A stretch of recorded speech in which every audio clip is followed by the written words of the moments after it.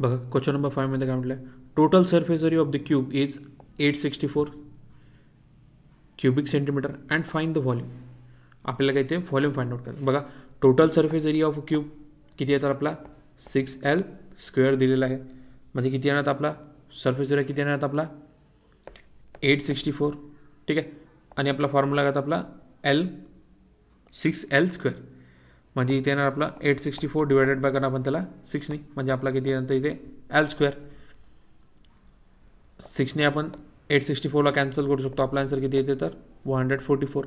म्हणजे L² equal to काय नाही तर आपलं 144. म्हणजे L² इक्वल टू हा कशा स्क्वेअर आहे आपला आहे आपला 12चा स्क्वेअर. म्हणजे L² इक्वल टू किती येणार आपला आन्सर तर 12² येणार. म्हणजे volume of the cube is किती तर L³ equal to 12³ equal to, याचा अर्थ आपण कसं करू शकतो की 12 मल्टिप्लाय बाय 12 किंवा आपण 12चा क्यूब लिहू शकतो डायरेक्ट. किती येते तर 1728 स्क्वेअर सेंटीमीटर. ठीक आहे. 6 बघा, find the volume of sphere if it's a surface area is 154 square centimetre. बघ काय सांगितलं आपल्याला तर सरफेस एरिया ऑफ स्फिअर दिलेला आहे 154 स्क्वेअर मीटरचा आउट करायचा आहे. आता फॉर्म्युला काय तर आपला 4πr² इक्वल टू घेणार आपण त्याला 154. म्हणजे 4 मल्टिप्लाय बाय करणार आपण त्याला 22/7 multiply bye r² equal to 154. ठीक आहे. आता r² इक्वल टू काय घेतलं आपण तर इथे 154 मल्टिप्लाय बाय करणार त्याला 7 ने. आपला आन्सर किती येते तर 7 मल्टिप्लाय बाय 7 आणि डिवायडेड बाय करणार त्याला 4 ने. आता 7 जर आपलं किती येते 49 आणि डिवायडेड बाय करायचं त्याला 4 ने, तर आपला आन्सर येते 7/2². म्हणजे आरची व्हॅल्यू किती आपली तर आपली 7/2 आणि व्हॉल्यूम ऑफ स्फिअरचा फॉर्म्युला आपला तर 4/3πr³. व्हॅल्यू पुटअप करायचं आपल्याला 4/3 मल्टिप्लाय बाय करणार आपण त्याला 22/7 मल्टिप्लाय बाय किती वेळा लिहायला येतं तर 7/2 मल्टिप्लाय बाय 7/2 मल्टिप्लाय बाय 7/2. म्हणजे इथे येईल आपला किती तर 11 मल्टिप्लाय 7 मल्टिप्लाय बाय 7 आणि डिवायडेड बाय 3. लास्ट आन्सर किती येते आपला, यांचं मल्टिप्लिकेशन किती आहे आपलं 539 आणि डिवायडेड बाय करणार आपण त्याला 3 ने. म्हणजे आपला आन्सर येते 179.677 स्क्वेअर सेंटीमीटर. म्हणजे आपला आन्सर येते 179.67 सेंटीमीटर. ठीक आहे. बघा total surface area of the cone is 616 square centimetre. If the slant height of the cone is a 3 times the radius of its base and find the slant height. Formula काय आपला L equal to घेतला आपण तिथे 3r. आता total surface area of the cone किती आपला तर 616 आहे आणि पाया r इक्वल टू काय आपण L प्लस r म्हणजे 616. ठीक आहे. आता याच्यात आपल्याला व्हॅल्यू पुटअप करायचं. पायाची व्हॅल्यू आपली 22/7 मल्टिप्लाय बाय r आणि 3r प्लस r म्हणजे आपला आन्सर किती येणार तर 616 येणार. इथं 22/7 multiply by r multiply by 4r equal to 616. म्हणजे 4r² इक्वल टू मल्टिप्लिकेशन किती आहे आपलं 616 मल्टिप्लाय बाय 7 आणि डिवायडेड बाय करणार आपण त्याला 22 ने. हे सुद्धा काय वेळेला आपलं इथे कॅन्सल होऊन जाईल. म्हणजे आपला आन्सर किती येते 56 मल्टिप्लाय बाय करणार आपण त्याला 7 आणि खाली राहणार आपलं 2 मल्टिप्लाय बाय 4. इथे सुद्धा आपलं कितीने कॅन्सल होतं तर इथे 14 म्हणजे इथे येईल आपलं 7. ठीक आहे. राहिलं काय आपलं तर इथे 7 आणि 7 राहिलं आपलं, म्हणजे किती येणार तर इथे 49 किंवा हा येतो आपला 7चा स्क्वेअर 49.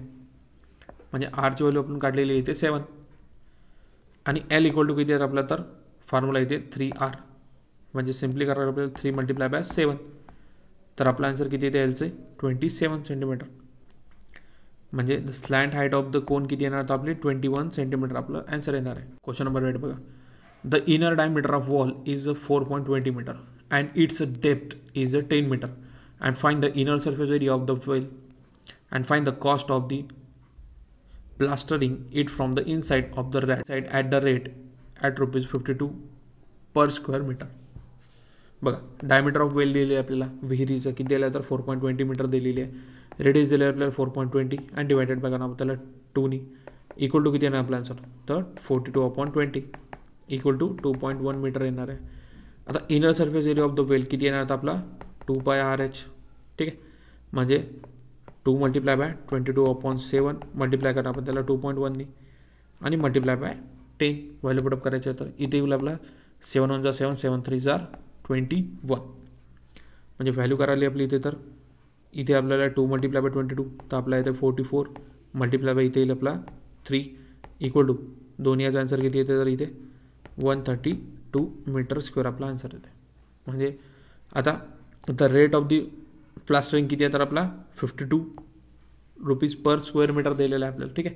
आता आपण जो एरिया फाइंड आउट केला 132चा 132 मल्टिप्लाय करा आपल्याला त्याला 52ने तर आपला आन्सर येते 6864. म्हणजे आपल्याला टोटल कॉस्ट किती येणार तर आपली 6000. क्वेश्चन नंबर 9 बघा.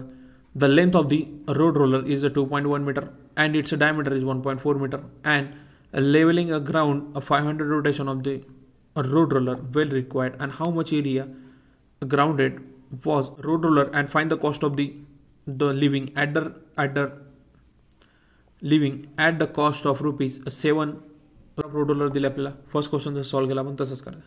किती आहे 1.4 सेंटीमीटरचा आर्च व्हॅल्यू किती आपली 1.4 डिवायडेड बाय 2 म्हणजे हे 2ने कॅन्सल होते तर आन्सर आहे ना आपलं 0.7. ठीक आहे. लेंथ आपल्याला दिलेली आहे 2.1 मीटरची. आता area of the level by a road roller in a 1 rotation काढायचा म्हणजे किती येण्याचा फॉर्म्युला पहा 2πRH 2 multiply by 22/7 multiply bye करणं आपल्याला 0.7 मल्टिप्लिकेशन किती येते आपली 44 आणि इथे किती होईल तर आपल्या याची मल्टिप्लिकेशन 0.21 दोघांची केली तर किती येते 9.24 मीटर स्क्वेअर. म्हणजे the area of level by a road roller is 500 रोटेशनमध्ये किती येणार आपला सिम्पली 9.24 मल्टिप्लाय बाय करा आपल्याला त्याला 500ने तर आपला आन्सर येते 4620.00 मीटर स्क्वेअर. लेवल करायचं आपल्याला किती कॉस्ट येणार आपल्याला तर आता 4620 मल्टिप्लाय बाय करा आपण त्याला 7 तर आपला आन्सर किती येते 32,340